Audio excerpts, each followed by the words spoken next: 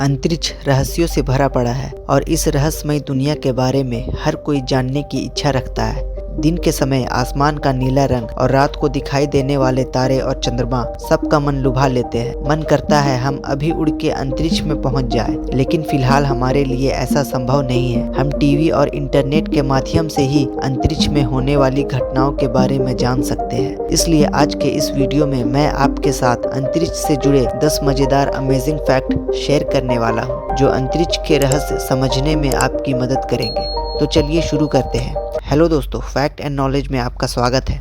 Number 10। जब भी हम अंतरिक्ष के बारे में सोचते हैं तो दिमाग में यही ख्याल आता है कि अंतरिक्ष में सब दिखाई कैसे देता है और आवाज़ कैसे आती है। लेकिन क्या आपने कभी सोचा है कि अंतरिक्ष में गंध कैसे आती है, वहाँ बदबू आती है या खुशबू? स्पेस में कोई भी अंतरिक्ष यात्री अपना स्पेस सूट नहीं उतारता है, क्योंकि अगर वे ऐसा करेंगे तो वापस आने के लिए जिंदा नहीं बचेंगे। ऐसे में अंतरिक्ष की गंध को वहाँ कोई महसूस नहीं कर सकता। हमें अंतरिक्ष की गंध का पता केवल अंतरिक्ष यात्रियों के स्पेस सूट और उनके औजारों से ही पता चल सकता है। इन्हीं स्पेस सूट की जांच करके अंतरिक्ष की गंध का पता लगाया गया है। मैक्स प्लैंक इंस्टीट्यूट के वैज्ञानिकों ने अपनी रिसर्च से पता लगाया कि हमारी आकाशगंगा का केंद्र स्ट्रॉबेरी की तरह महकता है। मतलब अंतरिक्ष की खुशबू बिल्कुल किसी बेरी की तरह होती है। इसके पीछे की वजह आकाशगंगा के केंद्र में बनने वाली इथाइल फॉर्मेट है, जो स्ट्रॉबेरी के अंदर भी पाई जाती है।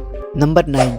अंतरिक्ष पूरी तरह से चुपचाप है। साउंड वेव्स को ट्रैवल करने के लिए किसी माध्यम की जरूरत होती है, जबकि अंतरिक्ष के खालीपन में वायुमंडल नहीं है। वहाँ तारों के बीच का क्षेत्र हमेशा साइलेंट रहता है। दुनिया में वायुमंडल और हवा के दबाव से साउंड की वेव्स ट्रैवल करती है, जिसकी वजह से धरती और दूसरे प्लैनेट्स पर हमेशा शोर रहता है।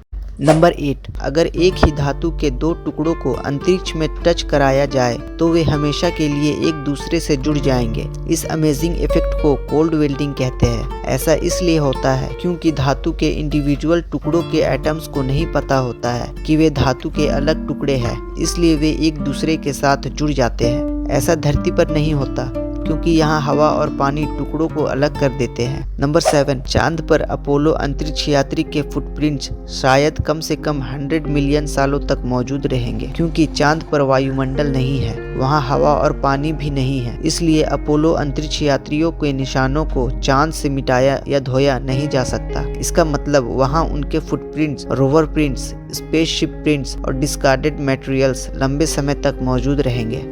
नंबर 6। शुक्र ग्रह का एक दिन पृथ्वी पर 1 साल से लंबा होता है। शुक्र ग्रह अपनी सेंटर पॉइंट पर बहुत ही धीमी गति से घूमता है, जो एक पूरी साइकिल कंप्लीट करने में करीब 243 दिन के बराबर समय लेता है, जबकि सूर्य के चारों ओर चक्कर लगाने वाले शुक्र ग्रह 226 दिन के बराबर समय लेता है, जो अपने आप में काफी मजेदार बात लगती है। और सूर्य प्रत्येक 117 दिन के बाद उदय होता है, जिसका मतलब 1 साल में सूर्य केवल 2 बार ही उदय होता है। शुक्र पर सूर्योदय वहाँ के पश्चिम में और सूर्यास्त वहाँ के पूरब में होता है। ऐसा इसलिए होता है क्योंकि शुक्र अपनी सेंटर पॉइंट पर पूरब से पश्चिम की ओर घूमता है। दोस्तों, चैनल को सब्सक्राइब नहीं किया तो जल्दी से कर दे, क्योंकि हम आपके लिए ऐसे ही इंटरेस्टिंग वीडियोस लाते रहते हैं।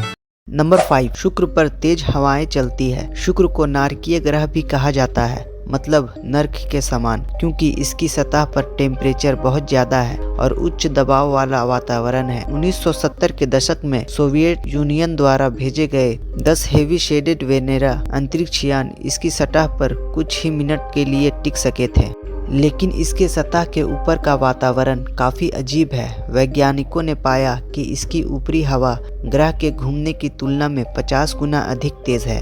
यूरोपियन वेनस एक्सप्रेस स्पेसक्राफ्ट, जिसने 2006 से 2014 तक शुक्र की परिक्रमा की, उसने लंबे समय तक हवा को ट्रैक किया और इसमें होने वाले बदलाव का पता लगाया। साथ ही यह भी पता चला कि तूफानी ताकत वाली हवाएं समय के साथ और भी मजबूत होती जा रही है। नंबर 4। अंतरिक्ष में है शराब का बादल।